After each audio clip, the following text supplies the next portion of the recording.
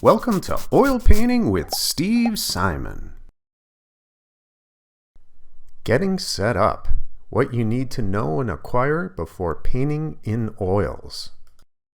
If you're interested in learning how to paint in oils and you're trying to figure out where to start, you've come to the right place. Getting set up for oil painting can be a bewildering process and even a little bit intimidating.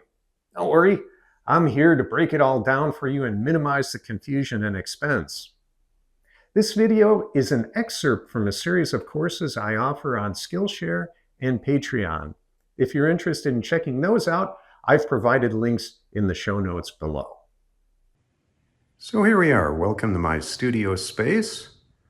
Just a broad sweep of the corner of my studio that I use for painting, with a couple easels set up, my table where I put my palette on, and just kind of chest of drawers where I put all my paints and other supplies. So I don't normally have this second easel set up here, but I just wanted to pull that out. It's called a French easel. We use this mostly for painting outdoors. People that paint on the go would use something like this French easel or something called a pochade box. We'll get into that when we paint outdoors. But over here, this is the easel I use in studio. As you can see, it accommodates a larger canvas, or in this case, I've painted on wood panel. A little bit about lighting. So I live in New Hampshire, a little bit of a dreary day out there. Ideally, the light coming in from the window, ideally should be from the north. Mine is a little bit northwest. Can't really move my house to accommodate that need. But the reason for that is the temperature of the light. You don't want bright yellow light, direct light coming into the studio. It can cause color shifts. So also the light that you may use to illuminate your space, which you're definitely going to need some kind of light, should be daylight temperature, which is something like 5,000 degrees Kelvin. In other words, a daylight bulb works best in your space. Again, you don't want color shift happening in your color judgment. I'm going to talk a little bit about palette. So I use this, I just purchased actually a tempered piece of glass, put it on this white board that sits on my table. And you're going to find that glass is just really nice because you can get in there and scrape off paint once it's hardening. So some artists swear by using more of a neutral background. I find white works fine in terms of maintaining color judgment. There are, however, a couple other options. One option, as you may have seen over on my French easel, is this kind of a palette, wood color, again, more of a neutral background, a little bit of a finger hole if you're really a dynamic painter where you're moving around a lot. And then something I use also for outdoors are these disposable palettes. It's kind of a waxy paper. You don't have to worry about scraping paint off. You just kind of throw the whole thing out once your oil paint is drying or hardening onto the surface. So on to brushes and knives. So firstly, brushes come in two distinctly different styles: natural bristles and synthetic. So, and then they come in different shapes. So first off is a natural brush. This is natural hog hair, and product produced by Blick. You can get on dickblick.com. This is as you can see, a bright brush. Now what a bright means is it's flat along the top. It comes in contact with your painting, and the bristles are relatively short. This happens to be a size 8 brush, and sizing, again, is really a matter of personal preference and how large you're going to be painting. In this course, we're going to be painting mostly pretty small canvases, So we'll talk about, as we get into each painting, a little bit more about the size of the brush, but really I would say certainly nothing larger than a size 12 you're going to need for any of the paintings in this course. So this size 12, again, natural brush, is flat on top, but you'll notice the bristles are quite a bit longer, and this is what's referred to as a flat. So these two are similar in that the tops where you're coming in contact with the painting are flat, but the brights have the shorter bristles, the flats the longer bristles. So you probably want to invest a little bit in both of those to get a feel for what you're most comfortable with. And there is going to be some subtle differences in application of those brushes. Next up is our filberts. This is really the workhorse of the oil painter. This has a rounded top. And the bristles, the length of them will vary quite a bit from brush to brush.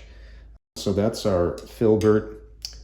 Then there are rounds. So this is natural again. This is actually sable hair, small round that I use for details like, I don't know, maybe like the white spot, a white highlight on a pupil or something like that.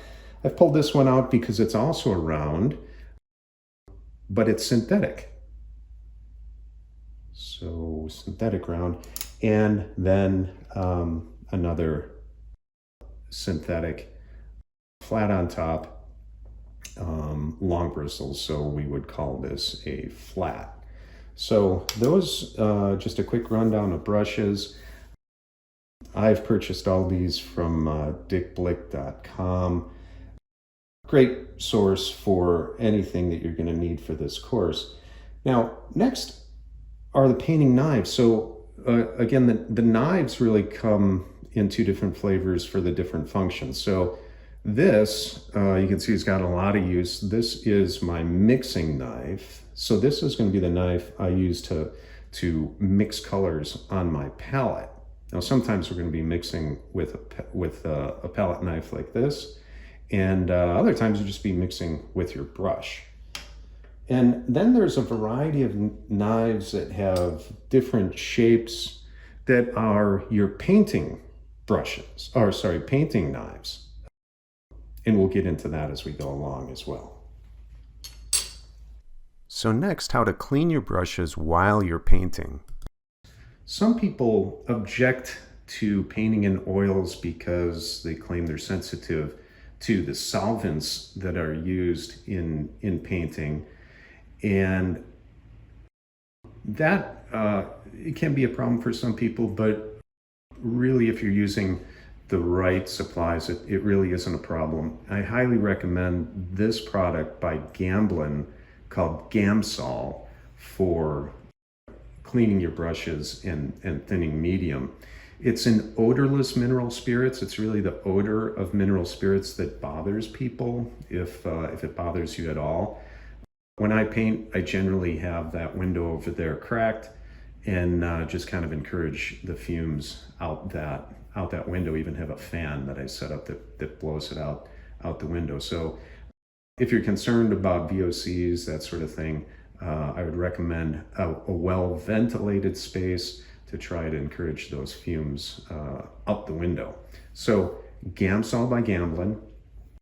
A couple different choices in terms of cleaning your brushes. This is a more substantial setup. I like using this in studio, and reason being is, if I've got a little paint on the brush and in between I want to clean this up, it has this kind of grate down here that does a really good job at taking the paint off. And then you're going to need, just a paper towel setup to dry off the brush. This is also handy because while you're painting, you're going to be using more than one brush, and this provides a nice little stand to put your brush on. I've taken the palette out of my French easel just to show you that there's also these kind of containers for cleaning your brush that clip on to your palette, which is kind of handy when you're outside and you're probably lifting this up to get paints out of underneath and that kind of thing. So it's nice to have that capacity, and they also come with a second container for your medium. So this would be your solvent to clean brushes, and if you're using medium, which I do so only very sparingly, you could put it in that second container. Once this starts to kind of fill up with paint, in other words, this is obviously going to get dirty from cleaning your paint. And the nice thing about this little screen down here is it prevents your brush from getting down into that gooky paint down there. So eventually that's going to fill up enough that you're going to want to dump out this Gamsol that's in here. And what I end up doing is I pour it into just any old jar like this, and then I let that settle. If you take a look, you can kind of see that the bottom is, the paint that's been cleaned off has settled on the bottom. Even if I shake that up, it barely moves. So there's just a thick layer of paint down there. So in other words, it sort of separates out by itself.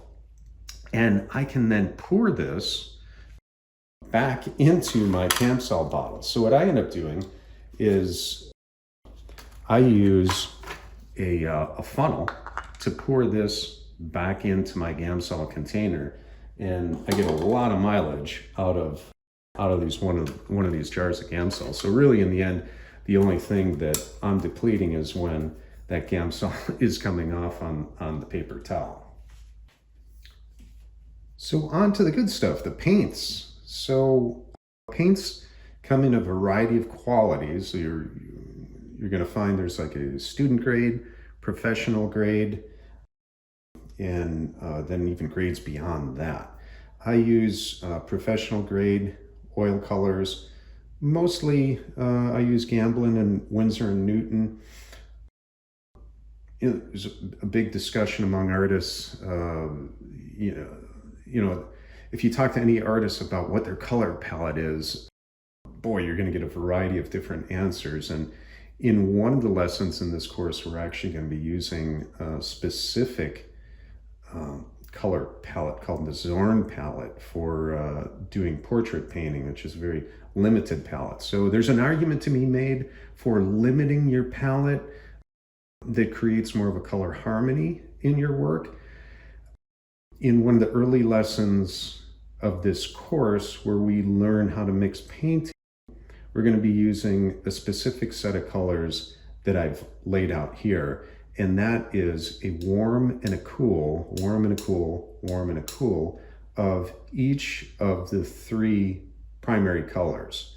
And the reason for that is we're going to be mixing each of the warms and the cools to create the purest primary color. Then we're going to be using those primaries to create the secondaries, and so on. I've added burnt umber into that, which is used, let's call it a universal darkening agent. And then there's a variety of different whites to use. I prefer zinc white. This again is a Gamblin product. Now let's talk about the surfaces you can paint on, or what artists refer to as supports. Firstly, the simplest and most economical, and what I would recommend for this course, is just the canvas panel. When you do buy these, I would recommend taking a look at the reviews for any of them online and see if people are talking about them warping or not. That's one of the problems with these canvas boards. There's just kind of like chipboard in there, and particularly if you start buying these in larger sizes, they can have this tendency to warp, as your painting dries. It's particularly true of acrylic painting because you're using water, and when that water dries, funky things can happen. So these really economical, and what I would recommend for this course. One of the things we talk about with supports is the tooth. So the reason we're painting on canvas in general is it has what artists refer to as a tooth that kind of a rough surface that enables the paint to kind of grab onto. Okay, so this is has good tooth. It's already what we call primed, in other words, gessoed. And I'm going to talk a little bit about gessoing your own supports as well. So that's the canvas board. I also like to paint on wood. This is still in its plastic wrapping. But wood obviously has a lot less tooth than canvas. It's a less rough surface, but it's rough enough that you can paint on it. Now, I don't recommend painting directly onto the wood, but rather using artist plaster, we call gesso. Really, it does just look and feel like plaster, but it's artist white gesso. Again, I get this from Blick, dickblick.com. And you can just use just a rough brush. Actually, the rougher a brush or more bristly, the better. And just kind of coat it. When I paint on wood, I use 2 coats of gesso. Baltic birch is the best of the wood surfaces to paint on. This is actually an example scene I painted from Grand Canyon on a hiking trip I went there. It's an example of Baltic birch panel that actually comes what's called cradled. This cradle, I've painted these edges gold. I do that before I paint the image, and then I just put a hanger on it, and then this can serve as a finished piece. Don't necessarily need to frame it, or if you want to, you can still frame around the cradled wood. Then lastly, and perhaps most commonly, what we find is stretched canvas, right? This is probably what you're used to seeing. Canvas is stretched over stretcher bars and then stapled along the edges. Sometimes you'll find these with sort of weather stripping through there. Those are nice. If your canvas ever starts to get loose, and that can happen, you can see this is kind of tight as a drum. To tighten that back down, you can spray this with water, and as the water dries, it'll cause a subtle shrinking and it'll tighten the canvas back up. So this is just an example of stretched canvas. This was a commissioned piece of Grinnell Glacier in Glacier National Park that I still need to send off to the customer. So those are the different kinds of supports. There is the opportunity also to stretch your own canvas. Now, I do this very rarely because, supports are just so readily available, especially stretched canvas in so many different sizes, that there's usually not a need to stretch your own canvas. But if you do, and it does come up with me sometimes where, there's a specific space that needs to be filled or whatever, you're going to need to buy your own stretcher bars, buy your own loose canvas, and then you'll need one of these crazy pliers that's actually a canvas stretcher. This enables you to pull on the canvas, and this little thing provides leverage on the stretcher bar to pull the canvas over, and then you'll need the staple along the backside edge. So I hope that helps you in terms of the supports. Again, for this course, I just recommend relatively small, like 8x10 or 11x14 canvas panels like this, or sort of canvas boards, and that'll serve you well. And just a quick tutorial on how I go about cleaning my brushes. So in your studio, of course, you sort of cleaned up your brush with your solvent as much as possible. And then I use one of these, what's called silicoils, and I put walnut oil in here. It's actually a really good medium for cleaning off the paint off of your brushes, and it's kind of like fighting fire with fire. We're using oil to actually clean the brush. And then I use, there's a couple soaps, brush soaps on the market. You can buy these, or really even just a bar of soap works fine, which is what I just normally use. And you can just kind of clean off the excess off of there, the excess oil and paint. And what you're really trying to do is get into this base down by where the bristles meet, what's called the ferrule, this metal thing here. And this is what will kill a brush before it's time, if you get paint gunked up in there and dried up in that base. So you really just want to kind of work that out. I do recommend a dish glove, especially if some of the paints have cadmium or cobalt in them. You really don't want to be bringing that into you, through your skin. So just kind of work out the oils and the media or the paint out of the brush, taking particular interest in that area down by the base. Rinse it off. Use not hot water, but warm water. And if your brush gets it all misshapen, just kind of massage the bristles back into place. Some artists will even leave a little bit of soap on the brush, and as the soap dries, it forces the brush to maintain its natural shape. If you're interested in continuing your journey into the world of oil painting, please check out my tutorials and demos on Skillshare or Patreon. Again, links are in the show notes below. Thank you for watching until the end, and happy painting!